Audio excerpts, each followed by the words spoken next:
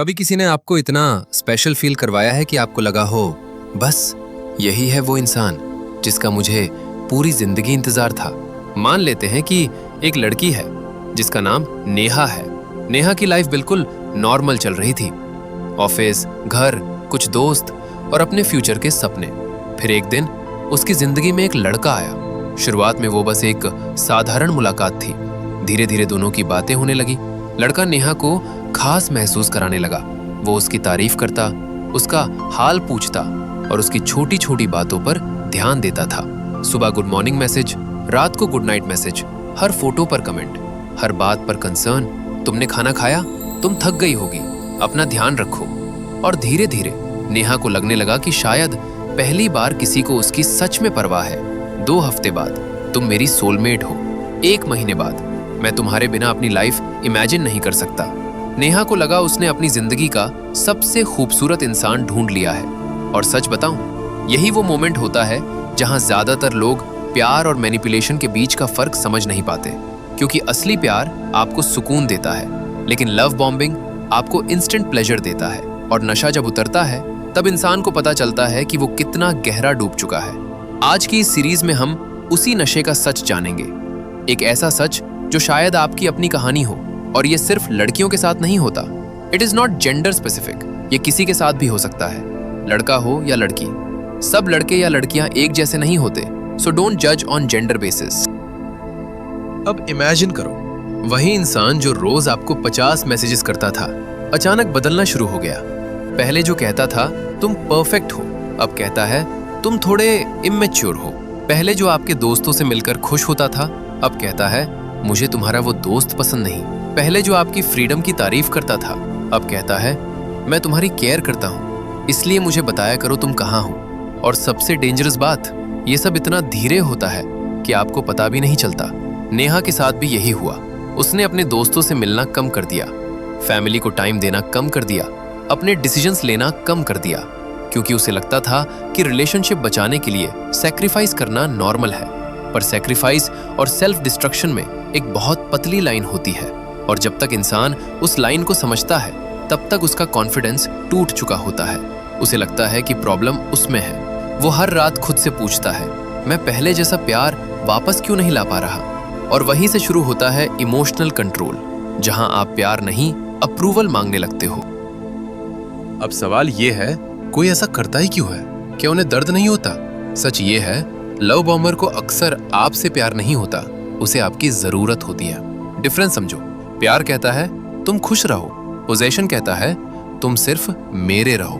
बहुत सारे नार्सिसिस्ट के अंदर एक खालीपन होता है, एक इनसिक्योरिटी, एक डर कि कहीं लोग उन्हें उनकी असली पर्सनालिटी में एक्सेप्ट ना करें। इसलिए वो एक परफेक्ट मास्क पहनते हैं, एक परफेक्ट बॉयफ्रेंड, एक परफेक्ट गर्लफ्रेंड। लेकिन मास्क हमेशा नहीं टिकता, और जब मास्क गिरता है तब असली चेहरा दिखाई देता है। सोचो एक शिकारी को, उसे भूख से ज्यादा मजा शिकार करने में आता है। लव बॉम्बर के लिए भी आपका दिल एक टारगेट होता है। जब तक आप अनअवेलेबल हो, तब तक वो आपके पीछे भागता है। जिस दिन आप पूरी तरह उसके हो जाते हो, उस दिन उसका इंटरेस्ट कम होने लगता है, क्योंकि उसे रिलेशनशिप नहीं चाहिए था, उसे वैलिडेशन चाहिए थी, उसे जीत चाहिए थी, और आप उस जीत की ट्रॉफी बन चुके थे। मैं चाहता हूं कि आप इस पार्ट को बहुत ध्यान से सुनो, क्योंकि शायद यहीं आपको अपनी कहानी नजर आ जाए। रेड फ्लैग नंबर 1, रिलेशनशिप बहुत जल्दी सीरियस हो जाना। अगर कोई इंसान आपको 10 दिन में सोलमेट बोल रहा है, तो रुककर सोचो, वो आपको जानता कितना है। Red flag number 2, constant communication. शुरू में लगता है कि वो केयर करता है, लेकिन धीरे धीरे वो आपकी फ्रीडम मॉनिटर करने लगता है। रिप्लाई क्यों नहीं किया? ऑनलाइन थे तो मैसेज क्यों नहीं देखा? Red flag number 3, guilt. आप मना करो और सामने वाला इमोशनल हो जाए, तुम मुझसे प्यार नहीं करते, तुम बदल गए हो। ये केयर नहीं है, ये इमोशनल प्रेशर है। Red flag number 4, isolation. ये सबसे डेंजरस है। आपके दोस्त बुरे, फैमिली टॉक्सिक, सब गलत, बस वो सही। और एक दिन आप रियलाइज करते हो कि आपकी पूरी दुनिया सिर्फ एक इंसान के अराउंड घूम रही है, और वही उसका गोल था। क्योंकि अकेला इंसान कंट्रोल करना सबसे आसान होता है।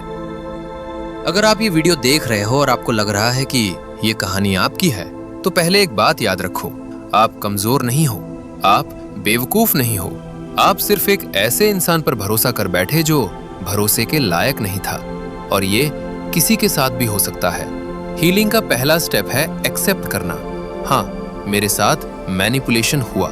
दूसरा स्टेप है अपने पुराने दोस्त और फैमिली से रिकनेक्ट करो। जो लोग सच में आपसे प्यार करते हैं वो आपको जज नहीं करेंगे। तीसरा स्टेप है खुद से प्यार करना सीखो, क्योंकि जब इंसान खुद को वैल्यू करता है तब फेक वैलिडेशन उस पर काम नहीं करती।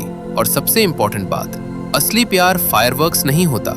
असली प्यार एक दिया होता है जो धीरे धीरे जलता है, सुकून देता है, सिक्योरिटी देता है और आपको खुद से दूर नहीं करता, आपको खुद के और करीब ले आता है। तो दोस्तों, अगर आप इस ट्रैप से बचना चाहते हो तो हमेशा याद रखना, genuine love is a slow burning fire, it's not a wild fire. जो चीज जितनी जल्दी ऊपर जाती है वो उतनी ही जल्दी नीचे गिरती है। अपने बाउंड्रीज स्ट्रांग रखो, और अगर कोई बहुत जल्दी आपसे चिपकने की कोशिश करे तो उसे बोलो लेट्स टेक इट स्लो।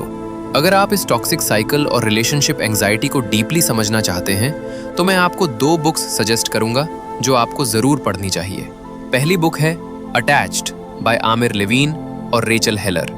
ये बुक आपको बताएगी कि क्यों हम अक्सर एंग्शियस होकर ऐसे टॉक्सिक या अवॉइडेंट लोगों के जाल में फंस जाते हैं। और दूसरी बुक है how to be the love you seek by doctor Nicole लेपेरा।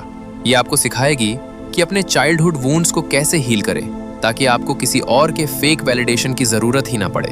आपको ये वीडियो कैसी लगी? क्या आपने कभी लव बॉम्बिंग फेस की है? मुझे कमेंट्स में अपनी कहानी जरूर बताइए। वीडियो को लाइक और शेयर करें और चैनल को सब्सक्राइब करना मत भूलना।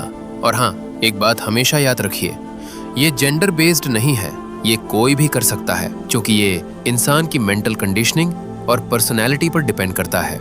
इसलिए किसी भी जेंडर को जज मत कीजिए। So stay safe, stay aware. मिलते हैं अगली वीडियो में, तब तक के लिए अपना ख्याल रखिए।